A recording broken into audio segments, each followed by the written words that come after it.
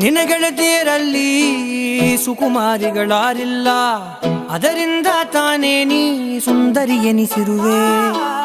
18ರ ಹರೆಯ ತಲುಪಿದರೆ ಸಾಕು, ನೀನೊಬ್ಬಳೇ ಅಲ್ಲ ಎಲ್ಲರೂ ಮುದ್ದಾಗಿರುತ್ತಾರೆ. ಕೆಂಪು ಚಂದನದ ಸೀರೆಯುಟ್ಟರೆ ಕಣ್ಣು